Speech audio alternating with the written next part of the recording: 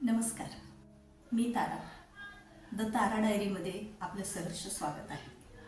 आजच्या या धावपळीच्या जीवनामध्ये म्हणजे खूप अवघड झालेलं आहे आयुष्य जगणं. आणि जो तो स्वतःचं आयुष्य जगण्यासाठी धडपडत आहे, नवीन नवीन संधी शोधत आहे. मग अशामध्ये आपण त्यांना प्रोत्साहन दिलं पाहिजे त्यांच्या कामामध्ये. आता जेव्हा असं बऱ्याच वेळा घडतं बरं का, माझ्या बाबतीत पण थोडासा काही अनुभव मला आलेला आहे. जेव्हा मी म्हणजे जॉबवर होते, सर्व्हिस करत होते, त्यावेळेस बऱ्याच लेडीजशी किंवा जेंट्स असतील समजा पालक मुलांना सोडाय वगैरे आलेले, त्यांच्याशी कधी संभाषण व्हायचं आमचं एज्युकेशनल विषयावर.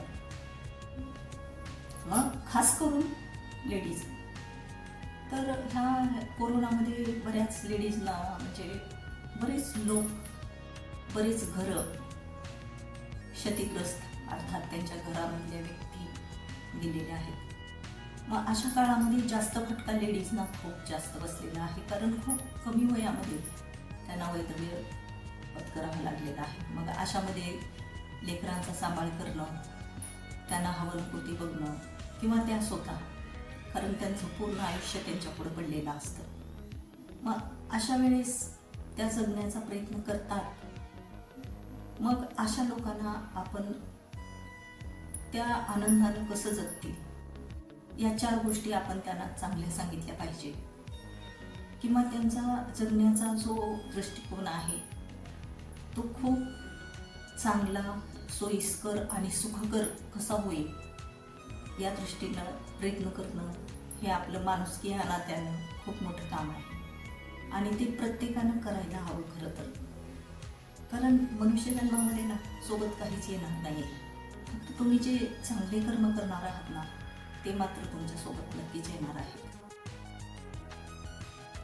त्यामुळे जेवढं चांगलं करता येईल तेवढं अवश्य चांगलं केलं पाहिजे. म्हणजे एखाद्याला जीवन जगण्याला प्रोत्साहन द्या. अलीकडे काय झाले, बेरोजगारी समजा, किंवा घरातले डायव्होर्सचे वाढते प्रमाण समजा, किंवा कुटुंबातील नातेसंबंधाकडे पडणारी फूट समजा, किंवा आणखी काही कारणं असू शकतात. मग अशा वेळेस अशी काही लोक आहेत, अशा काही लेडीज आहेत की त्यांना जीवन नकोसं वाटू लागतं. आणि मग अशा वेळेस करायचं काय?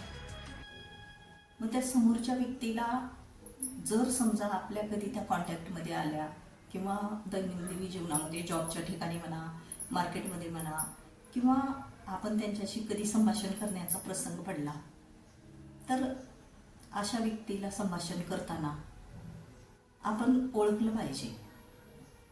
म्हणजे कोण्या पद्धतीनं त्यांचा बोलण्याचा ओघ आहे, किंवा कितपत ती व्यक्ती कशा प्रकारे बिहेव करत आहे हे आपल्याला ओळखता आलं पाहिजे.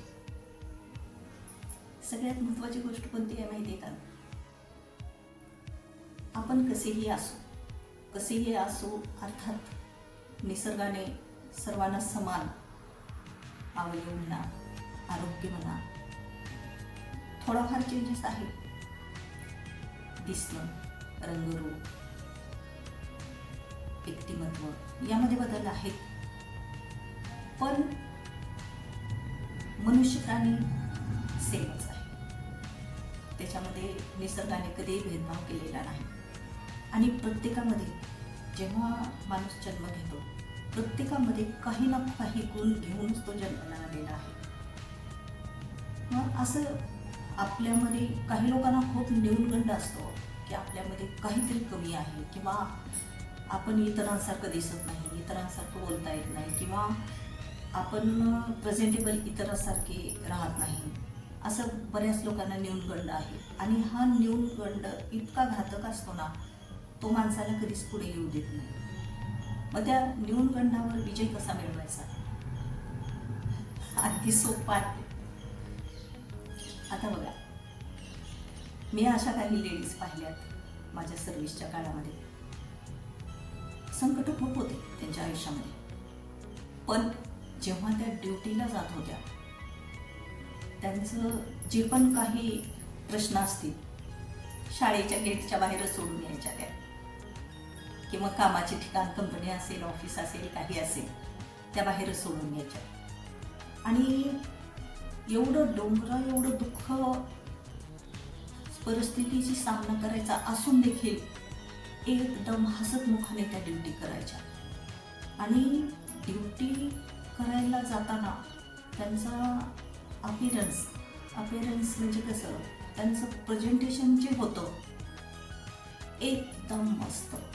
म्हणजे आता समजा एखादी टीचर आहे, प्रेझेंटेबल, ती अशी जायची शाळेमध्ये, किंवा आपण असं जायला पाहिजे की समोरच्याला 5 मिनिटं तर ओळखायला नाही आलं पाहिजे की खरंच या लेडीज मागे किंवा या जेंट्स मागे एवढं दुःख असेल का, किंवा एवढीची परिस्थिती बिकट असेल का, किंवा एवढ्या संकटाशीही सामना करून आले असेल का, हे अजिबात कुणाला ओळखता नाही आलं पाहिजे. यामध्येच म्हणजे खरं तर हे आहे की त्यांना ओळखता नाही आलं पाहिजे बाहेरच्या लोकांना. हे सगळं तुमच्या व्यक्तिमत्वाचा तो भाग आहे. आणि हे जोपर्यंत साध्य होत नाही, जोपर्यंत तुमचा आत्मविश्वास हा खंबीर आणि मजबूत असायला हवा. जेव्हा तुमचा आत्मविश्वास खंबीर आणि मजबूत असेल ना, तुम्हाला कुणीही हरवू शकत नाही. तुमचं मनोबल कुणीही डगमगवू शकत नाही. मग त्यासाठी तुम्ही स्वतःला अगोदर एकदम मजबूत करायला पाहिजे. आता अगोदरच्या काळामध्ये काय सांगत होते लेडीजला, म्हणजे सर्वसामान्य कोणी पण, जेव्हा बाहेर जाशील, ड्युटीच्या ठिकाणी जाशील, का ड्युट्या तर करतच नव्हत्या समजा जास्त लेडीज, किंवा बाहेर अशी एक म्हण आहे की सर्वश्रुत खाली बघून चालायचं, समोर बघून चालायचं. आजकाल जमाना राहिलाय का समोर बघून चालायचं किंवा खाली बघून चालायचं. तुम्ही ताठ मानेने जगायला शिकलं पाहिजे. ज्यावेळेस तुम्ही बाहेर जाता, तुमच्यामध्ये हिंमत असली पाहिजे की तुम्ही समोरच्यांच्या डोळ्यात डोळे घालून, नजरेला नजर भिडवून बोलण्याची हिंमत असली पाहिजे तुमच्यामध्ये.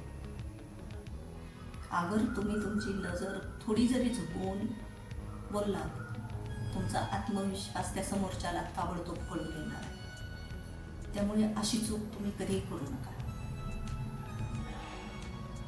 जे पण आहे रोखठोक आणि ठाम राहायला शिका. तुम्ही जोपर्यंत ठाम नाही तोपर्यंत काही नाही.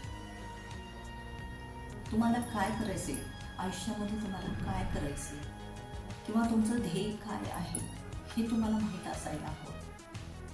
आता समजा एखादी लेडीज आहे आणि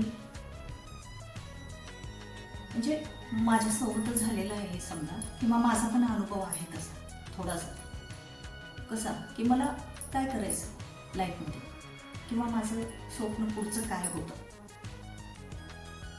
किंवा एखादीचं आणखी कुणाचं असू शकतं की काही असो, तुम्ही साथ देऊ न देऊ.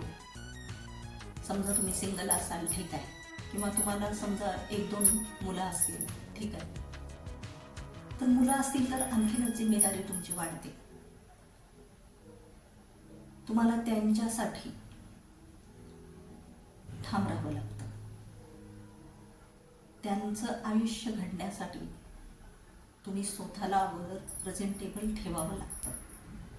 तुम्हाला म्हणजे तुम्हाला माहिती असते की मला पुढं काय करायचं. जर तुमचा निर्णय ठाम असेल, तुम्हाला अजिबात कुणीही थांबवू शकत नाही. जी स्त्री स्वतःशी ठाम असते तिला कुणीच डगमगवू शकत नाही. यामध्ये महत्त्वाचं म्हणजे ठाम राहणं अत्यंत महत्त्वाचं आहे. आणि ज्या दिवशी तुम्ही स्वावलंबी ज्या दिवशी असाल त्या दिवशी तुमची निर्णय क्षमता सर्वोच्च असेल. कारण ठाम असणं, स्वावलंबी असणं अत्यंत महत्त्वाचं आहे सध्याच्या काळामध्ये.